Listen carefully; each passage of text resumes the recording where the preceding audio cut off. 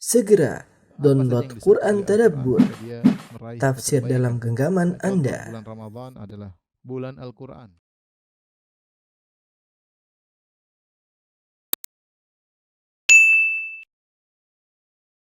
Bismillahirrahmanirrahim. Assalamualaikum warahmatullahi wabarakatuh.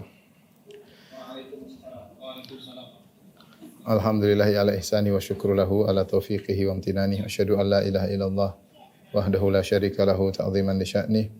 Wa asyhadu anna Muhammadan abduhu wa rasuluhu da'ila ridwanih. Allahumma salli alaihi wa ala alihi wa ashabihi wa ikhwani. Ikhwan dan akhwat, para bapak-bapak dan ibu, rekan-rekan yang dirahmati Allah Subhanahu wa taala. Tentunya merupakan kesibukan setiap makhluk, bukan hanya manusia, bahkan hewan ya, burung-burung. Sibukan mereka mencari rezeki ya. Karena mereka tahu bahwasanya di antara sebab bertahan hidup adalah dengan mendapatkan rezeki. Oleh karenanya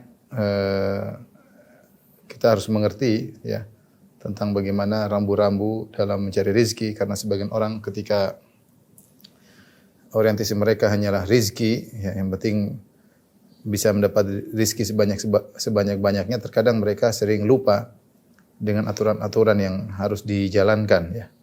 Sehingga seringkali dalil-dalil Al-Quran dan Sunnah, aturan Allah tidak mereka indahkan. Yang penting bagaimana mereka bisa mendapatkan rezeki. Sampai-sampai ada pernyataan sebagian orang yang mengatakan al-halalu mahalla fil yad. Yang halal adalah yang ada di tangan, itu yang halal ya. Apapun yang kita dapatkan yang penting sampai tangan kita, itulah yang halal ya. Sehingga tidak mempedulikan tentang aturan-aturan syar'i mengenai masalah rezeki ya. Maka pada kesempatan kali ini kita sama-sama saling mengingatkan ya, karena kita semua sama-sama membutuhkan rezeki. Kita hendaknya mempelajari konsep-konsep rezeki yang diatur dalam syariat. Sehingga ketika kita pun mencari rezeki, kita mendapat keberkahan, dan mencari rezeki tersebut kita jadikan sebagai sarana untuk mendekatkan diri kita kepada Allah Subhanahu wa taala. Karenanya sebagian ulama memandang bahwasanya mencari rezeki termasuk jihad fisabilillah, yaitu setimpal dengan jihad fisabilillah. Dan ini seperti disampaikan oleh Al-Qurtubi rahimahullah dalam tafsirnya ketika beliau menafsirkan surat Al-Muzammil. Allah Subhanahu wa taala menyatakan bahwasanya di antara orang-orang ada yang yadribuna fil ardi yabtaguna min fadlillah ya, wa akharuna yuqatiluna fi sabilillah.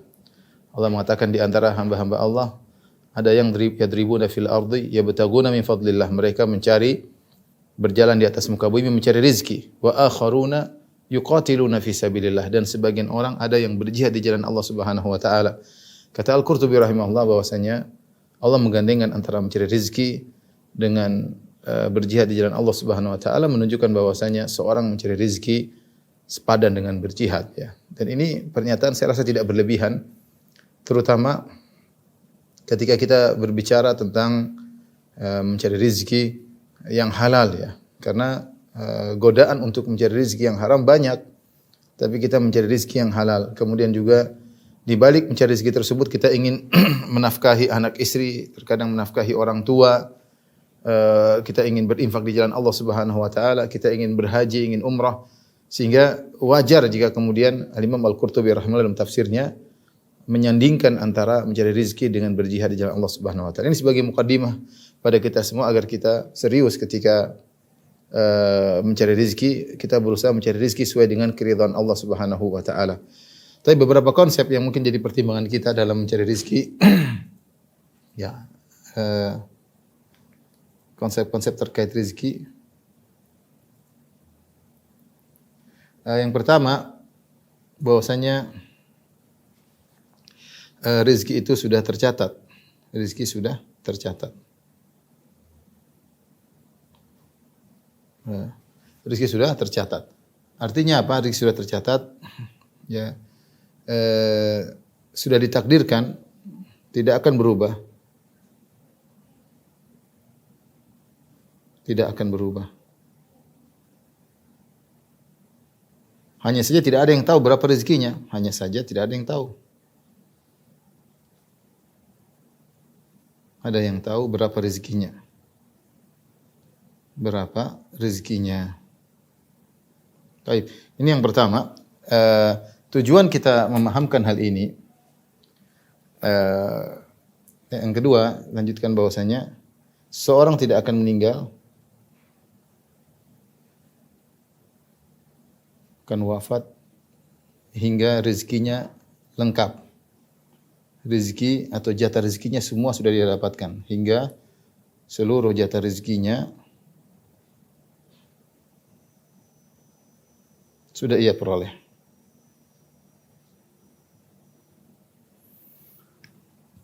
Berdasarkan hadis kata Nabi sallallahu alaihi wasallam,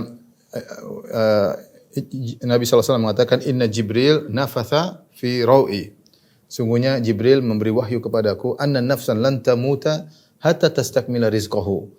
Anna nafsan lan tamuta hatta tastakmila rizqaha.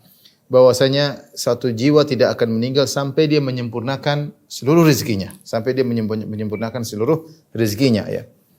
Jadi tidak akan kita meninggal kecuali rezeki kita sudah terpenuhi sebagaimana yang telah tercatat di Lauhil Mahfuz, tidak akan berkurang, lengkap, ya.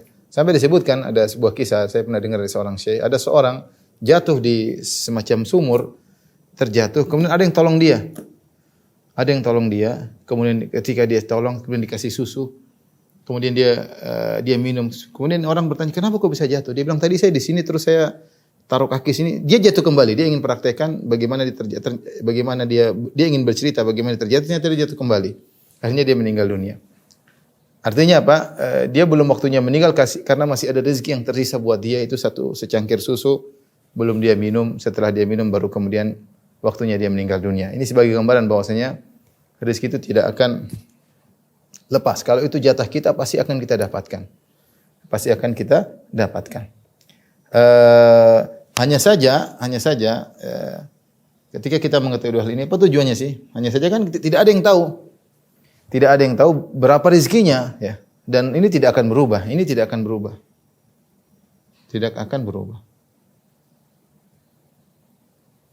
Hanya saja seorang tidak tahu berapa rezekinya. Nah, tujuannya apa kalau kita mengetahui hal ini? Tujuannya kalau kita sudah berusaha, hari ini kita sudah bekerja, misalnya berdagang semaksimal mungkin, dapatnya sekian, ya itulah yang tercatat oleh Allah untuk kita. Jadi kita terima. Jangan kita protes, percuma, kita protes tidak akan bertambah.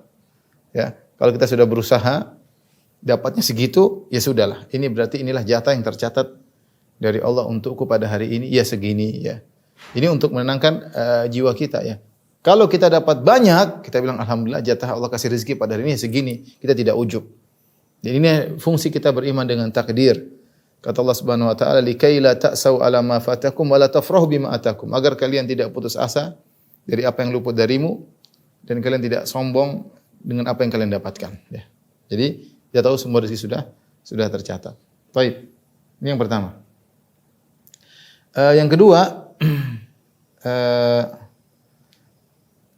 rizki meskipun sudah tercatat, meskipun sudah ditakdirkan,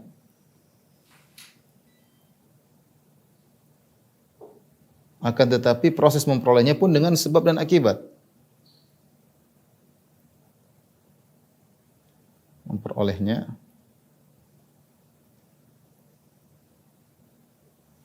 juga dengan usaha, ya, dengan usaha. Dengan usaha, ada hukum sebab akibat sunnatullah yang berlaku. Harus ada usaha dan tidak ada bedanya rezeki dengan ajal, ya. Perhatikan. Tidak ada bedanya. Rezeki dengan ajal. Kita mengetahui bahwasanya ajal kita sudah ditentukan. Sudah ditentukan. Ya, apa namanya? Idza jaa ajaluhum la yasta'khiruna sa'atan wa la yastaqdimun. Jika telah datang ajal, maka seorang tidak akan bisa menunda dan tidak bisa akan percepat. Waktunya datang sesuai dengan waktunya.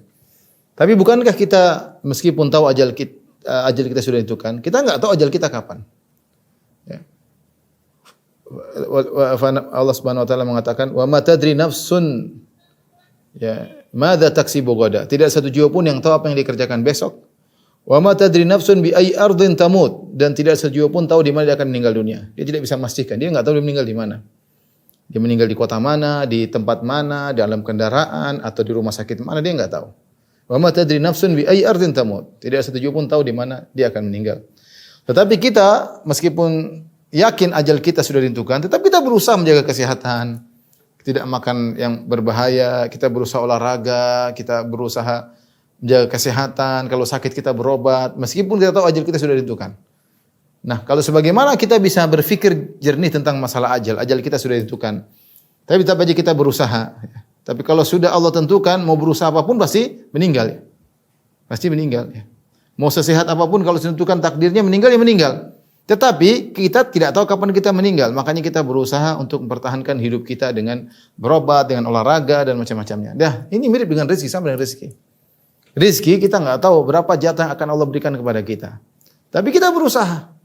Berusaha mencari rezeki dengan berusaha, dengan ada sebab-sebab yang Allah anjurkan agar kita mendapat rezeki. Kita menempuh sebab-sebab tersebut, baru kita tahu berapa rezeki kita yang Allah berikan pada hari ini. Itu kita pun tahu hari ini. Esok-esok kita belum tahu. Menjelang kita meninggal, kita tidak tahu rezeki kita berapa. Itu rahasia Allah Subhanahu wa taala. Jadi rezeki meskipun sudah ditakdirkan tidak menafikan usaha, ya. Tidak menafikan usaha. Makanya sering kita sebutkan tawakal yang benar, ya. Tawakal yang benar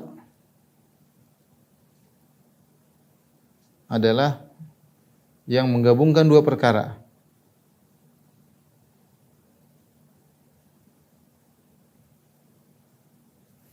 Dua perkara tersebut adalah menyerahkan diri, menggantungkan hati kepada Allah, menggantungkan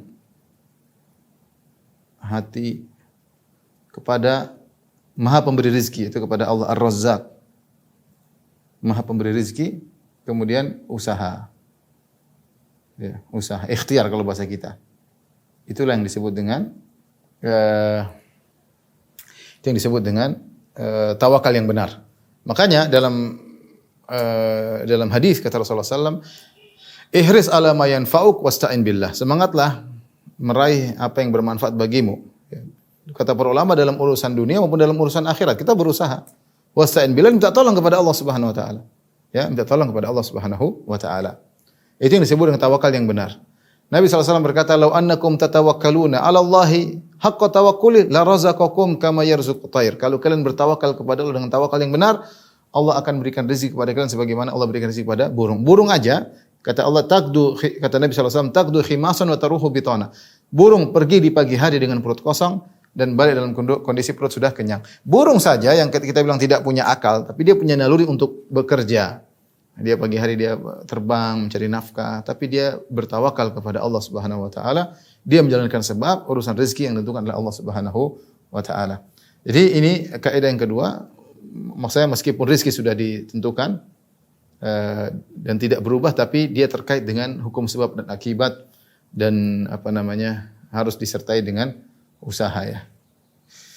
Baik, jadi saya ingatkan tadi kita meyakini yang kaidah pertama, kita meyakini rezeki sudah tercatat, tidak akan berubah tujuannya. Kalau dapat sedikit menurut kita, jangan putus asa. Kalau dapat banyak, jangan sombong. Karena itu semua sudah dijatah. Jangan sombong.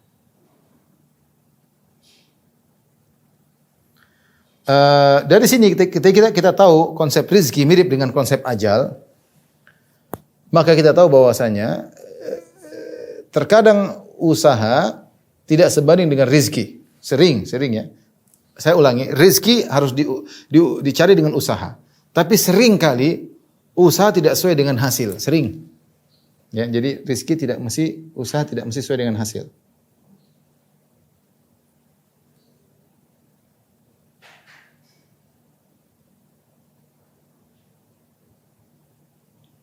Dengan hasil. Karena yang menentukan rezeki adalah Allah, ya. Agar kita yakin pemberi rezeki adalah Allah. Ada orang sudah bekerja mati-matian toh capek, mungkin kerja 25 jam per hari kalau boleh kita katakan saking capeknya. Tapi rezekinya sedikit-sedikit saja. Ada orang yang mungkin santai tapi diberi kemudahan oleh Allah, Allah berikan rezeki yang banyak. Ada orang kita ketemu dia mungkin 5 tahun lalu masih miskin, tahu-tahu sudah kaya raya. Ada orang yang tadi kita lihat kaya ternyata miskin, padahal usahanya tidak berkurang. Semangatnya tuh dia menunjukkan bahwasanya usaha ya terkadang tidak sesuai dengan hasil, tapi rezeki harus diperoleh dengan usaha ya. Ada orang tidak berusaha apa-apa, tahu-tahu dia jadi kaya raya. Kenapa? Bapaknya kaya, bapaknya meninggal dapat warisan. Gampangannya demikian ya.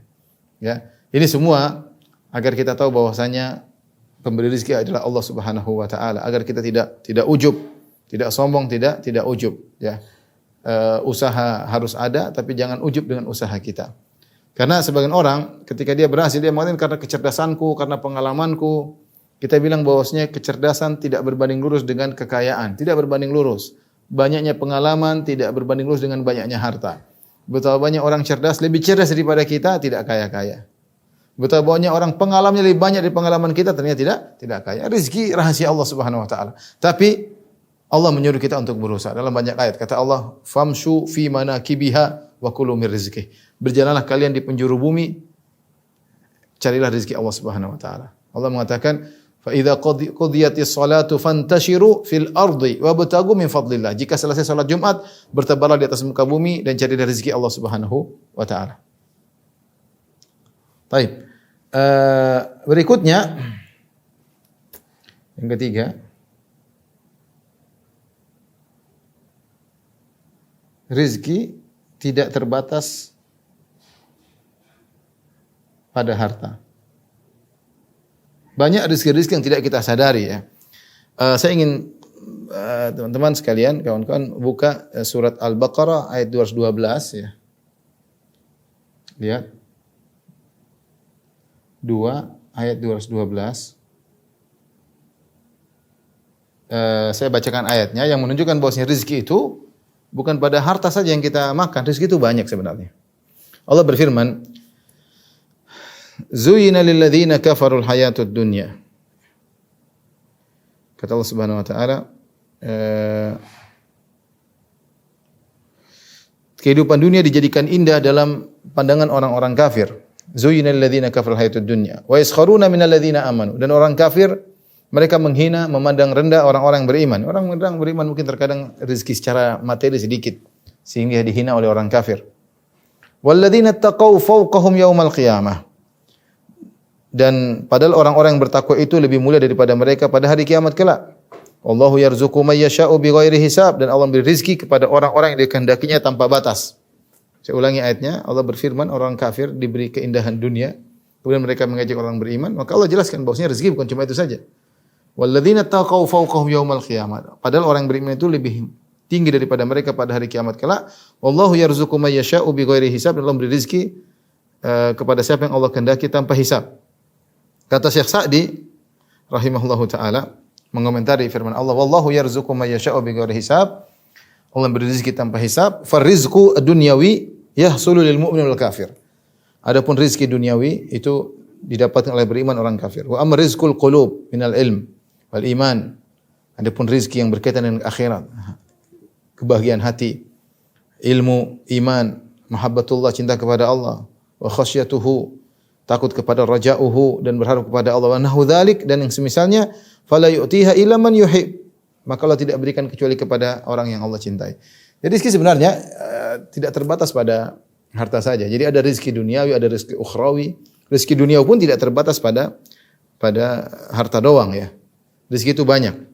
Oleh karena ini harus kita renungkan bahwa sebenarnya Allah memberikan kita sangat banyak rezeki. Contohnya seperti istri soleha. Istri soleha, kata Nabi SAW, ad-dunya mata', sungguhnya dunia itu adalah kesenangan, aset. Wa khairu mata'id dunya al-mar'atu salihah, dan sebaik-baik kesenangan duniawi adalah istri yang soleha. Siapa yang dapat istri soleha lebih baik daripada dia mendapatkan rumah yang mewah. Percuma dapat rumah mewah tapi istrinya suka ngomel, marah-marah kerjanya, tidak pernah bersyukur, bentak-bentak, rumah mewah seakan-akan sempit, tidak ada rasanya. Tapi orang mungkin rumah sederhana tapi subhanallah masuk ke rumah istrinya senyum, menyiapkan makanan semua, kalau dia pergi siapkan bajunya, kalau dia mandi siapkan handuknya, ya. baru keluar kamar mandi, handuk sudah disediakan sama istrinya. Wah, itu rezeki yang luar biasa. Ini contoh maksudnya yang sering kita tidak sadari. Kesehatan, rezeki yang luar biasa. Yang kata para ulama, kesehatan adalah tajun, ya. Kesehatan adalah mahkota yang dipakai oleh orang-orang sehat, tetapi yang tidak ada yang bisa melihatnya kecuali orang sakit. Jadi kita ini kalau sehat sedang pakai mahkota, tapi yang bisa lihat kita nggak bisa lihat, yang lihat orang sakit. Orang sakit tahu bahwasanya kesehatan itu sangat mahal. Makanya kata Nabi sallallahu alaihi wasallam dalam hadisnya, man asbaha fi aminan fi sirbihi mu'afan fi jasadihi wa lahu qutu yaumihi fa ka'annama hizathu dunya. Barang siapa yang pagi hari aman di rumahnya, sehat badannya, kemudian dia punya makanan untuk hari itu, seakan-akan dunia telah dibawakan kepada dia. Artinya sudah apa yang mau dia cari ini sudah rezeki yang luar biasa didapatkan pada hari tersebut. Ini maksudnya contoh rezeki yang tidak kita sadari. Ya. Keamanan negeri, kita di Indonesia alhamdulillah negeri aman, kemana-mana tidak kekhawatiran, tidak takut dirampok, tidak takut di ini. Alhamdulillah. Sebagian negara masih banyak tidak dalam kondisi aman. Kondisi politik berubah dengan cepat, ya, terjadi perang saudara di antara mereka, ya, dan banyak hal, ya. Jadi maksudnya ini banyak rezeki yang tidak kita sadari. Belum rezeki tadi berkaitan dengan kata Syekh Sa'di rahimahullah taala, berkaitan dengan keimanan. Kita bisa sholat, kita bisa baca Quran. Ini bekal kita di akhirat. Kita sedang mengumpulkan aset kita untuk di akhirat. Banyak orang rezekinya banyak tapi jauh dari Allah Subhanahu wa taala. Orang jauh dari Allah tidak akan tenang. Tanyakan sama orang-orang yang hijrah. Saya mungkin kalau saya ngomong mungkin dianggap omong kosong. Tapi tanyakan sama orang yang berhijrah, yang meninggalkan maksiat, meninggalkan kemewahan yang tadinya mereka mewah, hidup hura-hura. Kenapa mereka rela meninggalkan hura-hura tersebut? Karena mereka tidak mendapatkan kebahagiaan. Mereka mendapat kebahagiaan ketika dekat dengan Rabb mereka, dengan Allah Subhanahu wa taala. Banyak kita ketemu orang seperti itu, meninggalkan kemewahan, meninggalkan harta, meninggalkan ketenaran, meninggalkan popularitas. Dia tidak mendapat kebahagiaan. Dapat kebahagiaan ketika hidup dalam Islam, dalam ketenangan, baca Quran, sholat. Ini rezeki luar biasa yang terkadang tidak kita sadari. Terkadang tidak kita sadari. Makanya konsep rezeki yang penting juga yang perlu kita pahami bahwasanya rezeki tidak terbatas pada aset yang kita miliki. Anak-anak yang baik itu rezeki. Istri yang saleh adalah rezeki. Rumah yang tenang adalah rezeki. Keamanan, kesehatan, ketentraman, kebahagiaan semua rezeki yang jauh lebih berharga daripada harta yang banyak. Jauh lebih berharga yang banyak. Saya sering sampaikan, ada di musim pandemi, kita ketemu orang yang mungkin miliarder. Tapi kalau kita ketemu, bagaimana? Ngeluh aja kerjanya. Waduh, ini lagi begini, waduh begini repot, waduh pandemi. Ngeluh. Sementara kalau kita ketemu dengan sebagian orang yang mungkin miskin, tenang aja, alhamdulillah ala kulli hal. Alhamdulillah masih bisa ini, alhamdulillah. Senyum, masih bisa tertawa, masih bisa bercanda. Yang miliarder sudah enggak bisa bercanda, udah pusing dia. Makanya kalau kita batasi konsep rezeki dengan hanya aset, ya itu tidak benar, ya. Tidak benar karena rezeki itu banyak, ya. Ini harus kita renungkan. Saya bilang rezeki yang paling besar adalah rezeki ikhlas, keimanan, bisa sholat malam. Itu rezeki luar biasa. Banyak orang yang tidak diberi rezeki tersebut, kesabaran, ya. Kata Nabi sallallahu alaihi wasallam, "Wa ma utiya ahadun ata'an awsa wa khairan minas sabr." Tidaklah seorang diberikan suatu anugerah dari Allah yang lebih baik dan lebih luas daripada sabar. Siapa yang diberi kesabaran, Masya Allah. Jadi, Bapak Ibu rahmati Allah Subhanahu wa taala, di antara konsep rezeki. Tapi kita lanjutkan mungkin di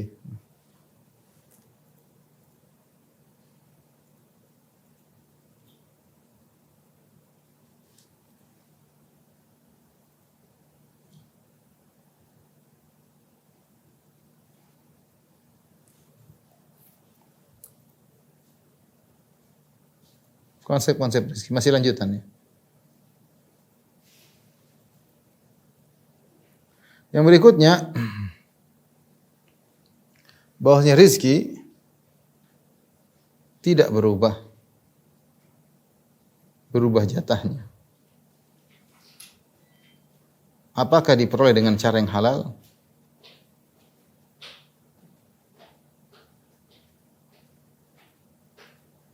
Yang halal atau cara yang haram?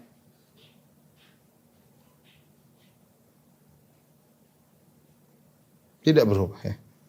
Artinya pada orang dia misalnya punya rezeki dengan mencuri misalnya, atau dengan makan riba misalnya, atau dengan cara yang haram. Sungguhnya kalau dia tinggalkan cara haram tersebut dulu, dia akan juga mendapatkan dengan nominal yang sama dengan cara yang halal. Tinggal dia pilih mana ya. Mau dia dengan cara haram dan cara nominal tidak berubah, ya. Jatah rezeki tidak berubah, nominalnya tidak berubah, ya.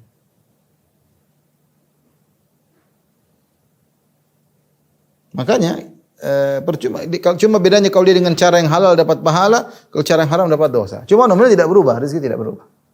Tetap dia mendapatkan segitu. Tetap dia mendapatkan segitu. Harus kita yakini. Makanya Rasulullah SAW mengatakan dalam hadisnya, Inna Jibril nafatha fi ru'i, sungguhnya Jibril mewahyukan kepadaku, anna nafsan lan tamuta hatta tastakmila rizqaha, bahwasanya satu jiwa tidak akan meninggal sampai dia menyempurnakan rezekinya. Fa ajmilu fi talab, kata Nabi, maka carilah rezeki dengan cara yang baik. Khudhu ma halla wa da'u ma haram. Ambil yang halal dan tinggalkan yang haram. Sama saja, kau akan dapat segitu-segitu juga. Mau cara haram, cara halal, dapatnya segitu, enggak akan berubah. Sudah maktub, sudah tercatat. Cuma Allah ingin lihat usaha kita haram atau halal tercatat. Maka harus diyakini kalau ada suatu hal yang membuat kita tergiur ingin mendapatkan rizki dengan harta yang haram, yakinlah kalau kau tinggalkan kau akan dapat yang semil dengan cara yang halal. Dengan cara yang halal. Ya, dengan cara yang halal. Kemudian konsep berikutnya ini nomor 4 tadi. Nomor 5, sebab meraih rezeki. Ada 2. Yang pertama sebab sebab materi ya. Ada sebab ukhrawi. Sebab materi maksudnya ya kerja, maksudnya kerja ya. Sebagai misalnya pedagang ya, atau dokter ya, atau tukang dan lain-lain ya. Dan lain-lain. Ini namanya kita bekerja ya. Ini dilakukan dan oleh karena kita dapati bahkan para nabi ya. Para nabi pun ya, para nabi pun mereka bekerja ya. Sebagaimana Nabi Daud kana haddadan. Nabi Daud dulu tukang besi ya. Kemudian Nabi Yahya kana najjaran. Nabi Yahya dulu tukang kayu. Ya.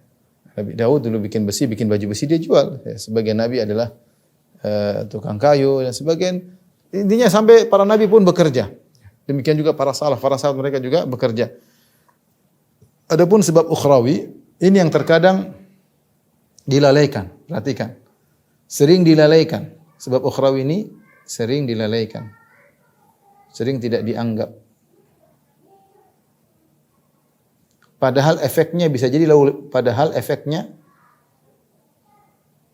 jauh lebih besar. Jauh lebih besar.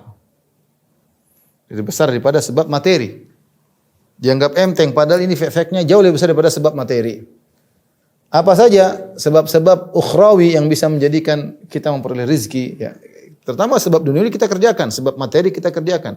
Materi atau duniawi kita kerjakan.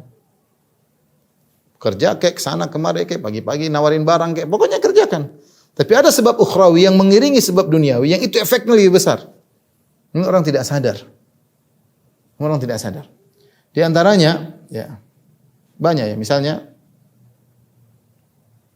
tentunya berdoa paling besar. Berdoa. Allahumma qfini bihalalika an haramika wa aghnini bifadlika amman siwak.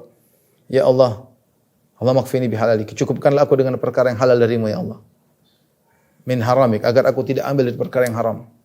Wa aghnini bifadlika amman siwak, jadikanlah aku hanya bertumpu kepada Engkau, tidak kepada yang lainnya. Sering doa ini. Agar rezeki kita benar-benar hati kita tergantung kepada Allah Subhanahu wa taala. Allah cukupkan kita, tidak perlu kita minta sama orang lain. Ya. Berdoa, Allahumma qfini bihalika an haramika wa fadlika amman siwak. Demikian juga habis salat subuh kita mengucapkan Allahumma inni as'aluka ilman nafi'an wa rizqan thayyiban wa amalan mutaqabbala. Minta kepada rizqan thayyiban, minta kepada Allah Subhanahu wa taala. Nangis kita malam, ya Allah dengan rezeki aku ingin berbakti sama orang tua, ya Allah aku ingin bersedekah, aku ingin membantu kerabat, aku ingin bikin rumah tahfidz, aku ingin berdoa minta sama Allah. Allah Maha Pemberi rezeki. Kalau Allah mau kasih rezeki, gampang, kun fayakun, selesai. Selesai. Orang dari miskin kaya mendadak banyak kalau Allah mau kasih gampang. Ya, banyak. Jadi sebab utama adalah berdoa kepada Allah Subhanahu wa taala. Yang kedua, ini juga sebab yang sangat ampuh adalah silaturahmi.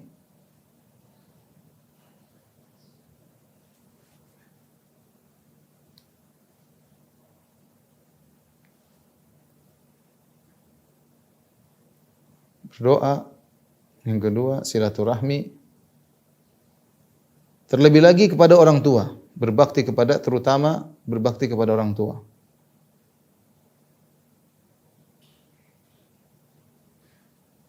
Ada kedua orang tua. Dan Nabi SAW telah menyampaikan secara khusus, kata Nabi SAW, man ahabba an yunsa'alahu fi athari wa yubsatalahu fi rizqi falyasil rahimah. Siapa yang ingin dilapangkan rezekinya, dipanjangkan umurnya, sambung silaturahmi, terutama orang tua. Dan rahim sudah pernah kita bahas dalam banyak kajian, yaitu kepada kakak, kepada adik. Kita infak, kita berikan kepada mereka hadiah. Pada ponakan jangan pelit, pada bibi, pada om jangan pelit. Mereka tuh rahim kita. Kalau punya rezeki kasih, Allah akan ganti dengan lebih cepat, lebih banyak. Ini sebab, kelihatannya sepele, tapi ini tidak sepele, ikhwan. Ya. Orang yang nyambung silaturahmi dimudahkan apa? Rezekinya, dimudahkan rezekinya, dilapangkan rezekinya, panjangkan umurnya. Ya. Saya punya teman-teman yang masya Allah ada yang di antara mereka pejabat, ada di antara mereka dai, ada di antara mereka adalah pedagang. Rata-rata mereka berhasil, ada rahasianya karena mereka berbakti sama orang tua. Rata-rata demikian. Kita cek-cek kembali, mereka ternyata berhasil. Di antara sebab utamanya mereka berbakti kepada kedua orang tua. Jadi usahakan membuat orang tua gembira. Bagaimana ibu melihat kita senang kalau kita datang, sangat dia gembira melihat kita. Kalau kita tidak ada, diharapkan kehadirannya. Maka insya Allah akan dimudahkan urusan kita. Sebagaimana seorang penyair berkata, ridha'uki sirru taufiqi. Sungguhnya keridhaanmu wahai ibunda adalah rahasia kesuksesanku. Keridhaanmu wahai ibunda adalah rahasia kesuksesanku. Betapa banyak orang berhasil karena doa orang tua yang tulus. Jadi jangan pelit sama kakak, sama adik, jangan pelit. Kemudian yang ketiga, di antaranya bersedekah. Dalam hadis kata Nabi sallallahu alaihi wasallam, "Ma naqasa shadaqatun min mal." Sedekah tidak akan mengurangi harta. Kemudian di dalam hadis jadi sedekah secara zahirnya berkurang tapi Allah akan tambah, tidak mengurangi bahkan menambah. Allah mengatakan, "Ya bani Adam, unfik alaik." Wahai anak Adam, berinfaklah, aku akan berinfak kepadamu. Saya sering sampaikan kisah ini, saya dengar dari guru saya ketika di Madinah. Ada seorang yang dia dapat rezeki, dia selalu bagi kepada orang lain. Dapat rezeki dia bagi sama orang lain. Maka ditanyakan kepada dia, Anda seperti dapat rezeki bagi sama orang. Dia bilang, demikian, saya punya kebiasaan kepada orang lain dan Allah punya kebiasaan kepada saya. Kebiasaan saya, kalau saya kasih orang, Allah kasih kebiasaan Allah kasih saya juga. Saya tidak ingin merubah kebiasaan Allah terhadap saya, gara-gara saya merubah kebiasaan saya dengan orang lain. Ya, ini harus kita yakini. Kata Nabi SAW kepada Asma binti Abi Bakar, la tuki fayuka alaiki. Jangan kau terlalu perhitungan untuk masalah sedekah ya. Artinya kita yang penting nyaman, tidak ada kekurangan, tapi sedekah udah ada, kalau ada kasih. Ya. Fayuka alaik, kalau kau terlalu perhitungan, hitung-hitungan medit, Allah akan medit sama engkau juga. Ya. Al jazaa' misil amal. Al jazaa' misil amal. Kalau kau medit, Allah juga bahasa Jawa medit ya, enggak tahu bahasa pelit ya. Allah juga pelit sama kamu. Ini masalah keyakinan. Dipraktekan ya. Niat, tapi kita ingat kita niat ikhlas karena Allah, bukan karena mencari muka, pengin dipuji, enggak. Kita bersih karena Allah Subhanahu wa taala. Di antaranya sebab juga menikah ya. Kalau jomblo-jomblo yang miskin menikah, insyaallah rezekinya banyak. Kata Allah Subhanahu wa taala, "Iyakunu fuqara yughnihimullahu min fadlih." Dalam surat An-Nisa, kalau mereka para jomblo tersebut miskin dengan menikah, yughnihimullahu min fadlih, maka Allah akan cukupkan mereka. Dan banyak bukti jomblo miskin begitu nikah, alhamdulillah Allah rezeki bertambah. Banyak, kita semua buktinya. Dulu sebelum nikah jomblo kayak apa miskinnya? Susah hidup. Begitu menikah alhamdulillah rezeki dimudahkan. Di antara juga banyak anak ya. Banyak anak rezeki kita ditambah. Kenapa? Karena masing-masing anak punya rezeki sendiri kata Allah Subhanahu wa taala. Wala taqtulu auladakum khasyata imlaq. Nahnu narzuquhum wa iyyakum. Jangan kalian bunuh anak-anak kalian wahai orang Arab jahiliyah karena takut miskin. Nahnu narzuquhum wa iyyakum. Kami yang beri rezeki kepada anak-anakmu sebagaimana kami beri rezeki kepada kalian. Jadi rezeki anak-anak sudah ada jatahnya. Rezeki kalian sudah ada jatahnya. Cuma ketika Allah memberikan rezeki kepada anak-anak lewat kalian. Tapi ini otomatis banyak anak banyak rezeki dan itu benar ya. Orang banyak anak banyak rezeki ya. Di antaranya bertawakal yang lebih. Bertawakal yang benar. Ibn Rajab ketika mengomentari hadis Nabi SAW, "Lau annakum tatawakkaluna Allahi haqqa tawakkuli la razaqakum." Kalau kalian bertawakal kepada Allah dengan tawakal yang benar, Allah akan beri rezeki kepada kalian. Maka kita ketika mencari rezeki, kita berusaha tapi tawakal kita harus ditinggikan. Bahwasanya Allah yang kasih rezeki kepada kita. Ini saya menjalankan sebab ya Allah. Rezeki semua dari Engkau ya Allah. Jangan kita ujub. Kita tawakal kepada Allah Subhanahu wa taala. Kata Ibn Rajab, tawakal yang tinggi dengan sebab yang sedikit mendatangkan rezeki yang banyak. Tawakal yang tinggi dengan sebab yang rezeki sedikit bisa mendatangkan rezeki yang banyak ya. Kemudian jangan lupa bersyukur pada Allah. Bersyukur yang paling tepat adalah dengan beramal soleh. Kata Allah berfirman, la in syakartum la azidanakum. Jika kalian bersyukur, maka aku akan tambahkan nikmat bagi kalian. Ya. Ya. Kemudian juga misalnya berinfak untuk menuntut ilmu. Para penuntut ilmu. Dalam hadis bahwasanya ada seorang dia bekerja sementara saudaranya menuntut ilmu dan dia beri rezeki, dia beri bantuan kepada saudara yang tersebut. Ya. Maka Rasulullah jelaskan bahwasanya Allah memberi rezeki kepada saudaramu melalui engkau ya. Jadi kalau kita ada membantu orang menuntut ilmu, kita niatkan karena Allah. Allah akan mudahkan rezeki kita. Ya. Allah akan mudahkan rezeki. Atau kita mengayomi anak yatim misalnya, kita bikin pondok, kita mudahkan orang untuk belajar di pondok, rezeki kita insyaallah ada. Allah kasih mereka lewat kita dan kita ditambah oleh Allah Subhanahu wa taala. Ditambah oleh Allah Subhanahu wa taala. Kemudian kalau ada rezeki juga jangan lupa mengiringi haji dan umrah. Artinya kalau sudah umrah ya haji, kalau sudah haji bisa umrah lagi. Tentu bukan tiap bulan kita umrah, tapi ada waktu kita untuk umrah. Kata Rasulullah SAW, tabi'u bainal haji wal umrah fa innahuma yanfiyani al-faqr wadh-dhunub kama yanfil kir khabathal hadid. Ikutkanlah, sertakanlah umrah dengan haji dengan umrah. Karena keduanya umrah dan haji ini bisa menghilangkan dosa-dosa dan juga menghilangkan kefakiran. Kalau orang ingin terhindar dari kefakiran, diantaranya dengan umrah. Kama yanfil kir khabathal hadid, sebagaimana alat pandai besi menghilangkan karatan besi. Ya. Di antaranya banyak beristighfar. Ya. Banyak istighfar. Sebagian dalam perkataan Nabi Nuh kepada kaumnya, "Faqultu astaghfiru rabbakum innahu kana ghaffara." Beristighfarlah kepada Rabb kalian, sungguhnya Allah Maha Pengampun. Yursilis samaa 'alaikum midrar. Allah akan turunkan hujan yang deras, hujan berkah.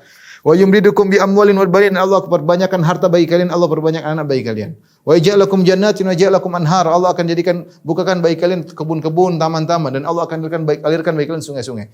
Jadi istighfar ini mudah mendapatkan rezeki. Tidak ada masalah kita sambil kerja astagfirullah. Intinya ikhwan, ya, kita niatkan kalau punya rezeki agar kerja kita berkah, kita niatkan rezeki kita ini bukan untuk duniawi saja, tapi kita untuk akhirat, ya, agar semua kegiatan kita adalah rezeki, ya, adalah pahala di sisi Allah Subhanahu wa taala. Kemudian konsep yang berikutnya,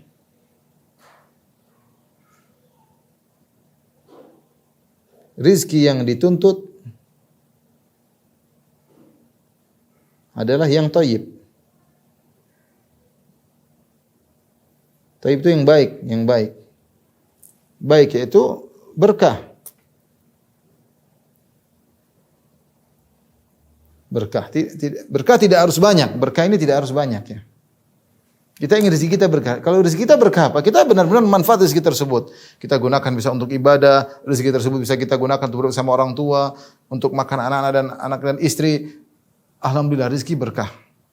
Sebagian orang terpedaya dengan jumlah yang banyak tapi tidak berkah, rezeki itu tidak berkah. Seperti dalam hadis kata Nabi SAW, wa in sadaqa wa bayyana burika fi bai'ihima. Kalau kedua orang itu jujur dalam berdagang, kemudian dia menjelaskan aib barang jualan, burika fi bai'ihima, maka Allah akan berkahi transaksi mereka. Wa in kadzaba wa katama muhiqat barakatu bai'ihima. Tapi kalau mereka berdua berdusta, wa katama menyembunyikan aib barang yang dijual, muhiqat barakatu bai'ihima, maka akan dicabut keberkahan jual belinya. Bisa jadi dapat untung banyak tapi enggak berkah. Enggak berkah misalnya apa? Ternyata uangnya untuk maksiat, ternyata anaknya narkoba, ternyata istrinya selingkuh, banyak hal tidak berkah. Banyak hal tidak berkah, waliyadzubillah. Kita ingin rezeki kita berkah, cari yang halal. Kalau banyak berkah, alhamdulillah itu yang kita inginkan. Tapi kalau tidak banyak tapi berkah, itu yang terbaik ya. Bahkan Rasulullah SAW di antara doanya, Allahumma arzuq ala Muhammadin qutan, ya. Ya Allah berikanlah kepadaku rezeki yang pas-pasan, kata Nabi SAW. Itu doa Nabi SAW. Supaya hisab tidak panjang. Yang penting habis selesai. Rasulullah minta seperti itu. Ya. Taib. Ini di antara konsep rezeki. Untuk melihat berkah atau tidak, untuk mengetahui berkah atau tidak, dilihat. Bagaimana tahu berkah?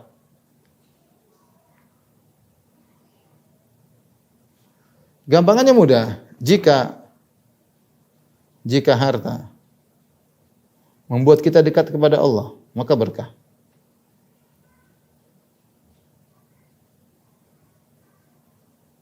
Maka berkah. Jika tidak, ya, maka itu istidraj. Harta, kita punya mobil baru. Mobil baru ini buat kita dekat sama Allah enggak? Semakin bersyukur, tawadhu. Kalau iya berarti itu berkah. Kalau semakin kita sombong, angkuh, pamer sana pamer sini, itu tidak berkah. Kita punya rumah misalnya, ada rumah semakin besar, apakah berkah? Iya, semakin dekat dengan Allah, rumah tersebut kita buka untuk keluarga, untuk silaturahmi, sering undang makan orang, itu berkah namanya. Namanya berkah. Tapi kalau harta tersebut buat kita jauh dari Allah, kita punya jam baru bikin kita semakin sombong, kita punya mobil baru bikin kita semakin jauh dari Allah. Kita punya perusahaan banyak, semakin kita sibuk enggak ingat Allah, semakin enggak baca Quran, semakin ini enggak benar. Hati-hati. Kita tidak ingin banyak-banyakan. Kita banyak itu hanya memperbanyak hisab kita pada hari kiamat. Yang kalau kita mau kaya pun yang kita nikmati cuma sebagian aja, enggak bisa. Yang punya mobil 10 yang kita pakai cuma 1. Enggak bisa pakai 10 sekalian, enggak bisa ya.